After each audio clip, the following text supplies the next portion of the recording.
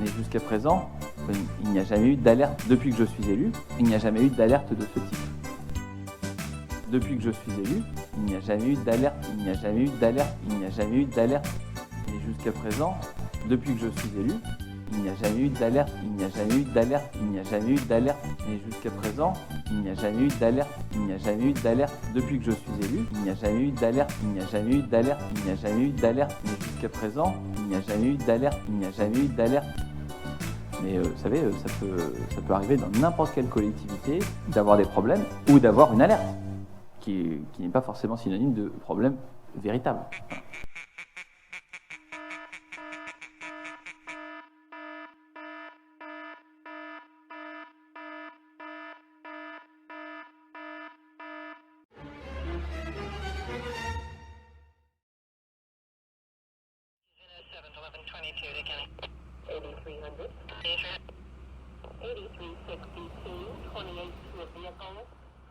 On y va.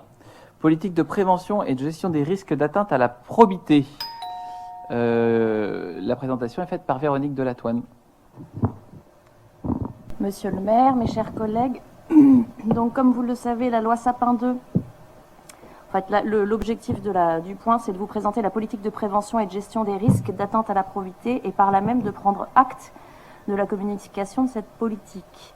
Cette politique, elle s'inscrit, enfin cette communication, elle s'inscrit dans les impératifs posés par la loi Sapin 2, relative à la transparence et à la lutte contre la corruption et à la modernisation de la vie économique, qui oblige les organisations à prendre certaines mesures pour prévenir, détecter et puis aussi traiter les risques d'atteinte à la probité.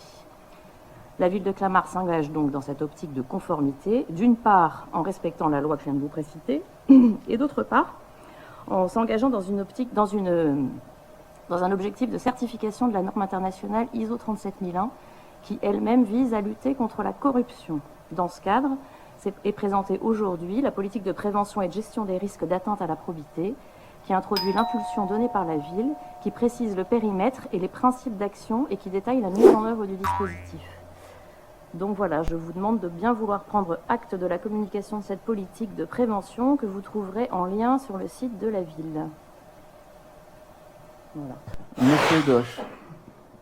Alors, désolé, c'est l'incompréhension, j'avais juste levé la main pour avoir la réponse sur le point 52 de la question précédente. Et sur cette question-là, c'est M. Asti qui prendra la parole pour nous. Alors, Monsieur Asti. Deux questions sur ce document. Dans les citations sur les délits de corruption, favoritisme, trafic d'influence, concussion, etc., sur prise illégale d'intérêt, il est fait référence aux agents publics qui sont visés par les articles du Code pénal. Et parfois, dans les exemples qui sont donnés, on parle des élus. Et les élus sont-ils considérés comme des agents publics ? Autre question. Dans le document joint, vous indiquez l'existence d'un comité d'éthique qui va se réunir régulièrement. Pouvez-vous nous indiquer quels sont les membres, les personnes qui siègent dans ce comité d'éthique et comment nous, élus d'opposition, seront informés des décisions? À ce propos, avez-vous réfléchi à l'idée d'inclure un ou des membres de l'opposition dans ce comité d'éthique? Merci. Merci beaucoup. Y a-t-il d'autres questions sur cette délibération? Je n'en vois pas. Écoutez, il faut remettre un petit peu les choses en perspective. On est dans une commune où on a subi, l'image de la commune a été dégradée par une affaire de corruption grave qui a donné lieu à condamnation.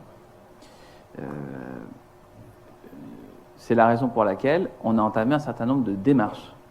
La première des démarches, ça a été de mettre en place le scoring sur Clamart Habitat, devenu désormais Vallée Sud Habitat.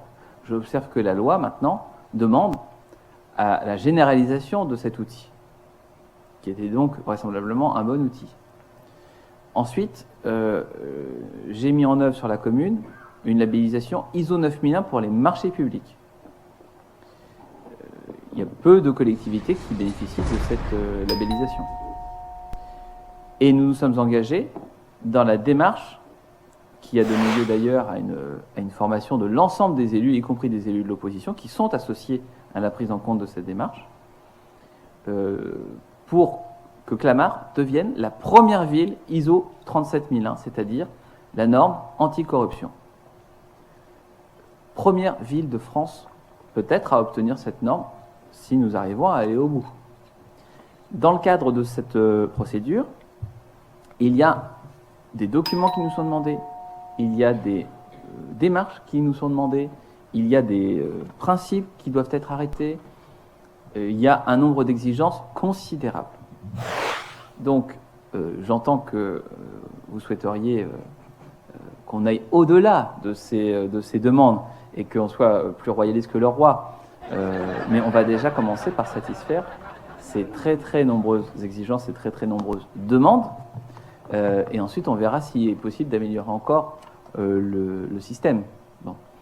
Et donc, dans ce comité d'éthique, il y a notamment le directeur général des services, il y a la directrice de cabinet aussi, je crois, et qui d'autre ? La direction des affaires juridiques et l'adjointe du directeur général des services qui a suivi le dossier depuis le début. Donc, c'est pas une organisation politique, c'est pas une représentation du conseil municipal. C'est l'objectif, c'est de réunir ce comité autant que de besoin, parce que ça faisait partie des questions que vous souhaitiez soulever, et que ça soit la référence en cas d'alerte. Mais jusqu'à présent, il n'y a jamais eu d'alerte, depuis que je suis élu, il n'y a jamais eu d'alerte de ce type.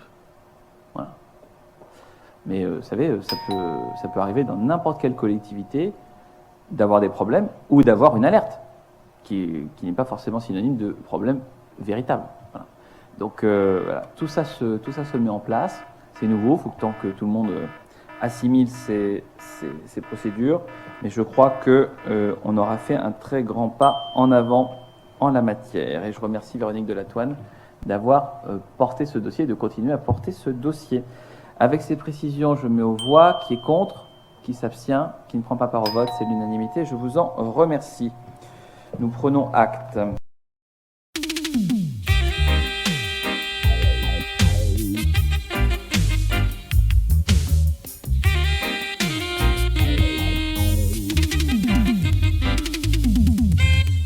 Trop de blabla, il me dit cet homme-là. Trop de tracas, j'ai donné déjà.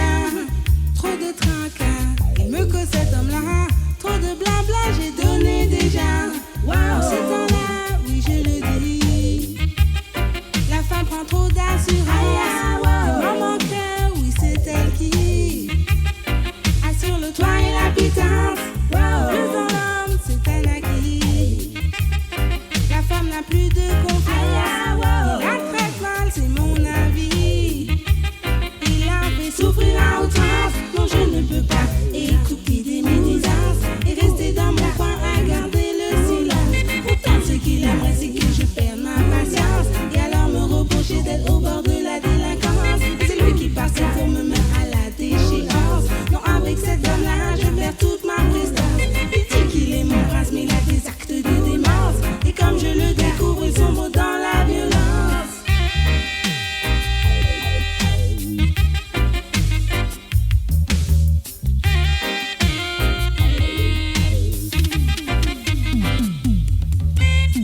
Trop de blabla, il me dit cet homme-là.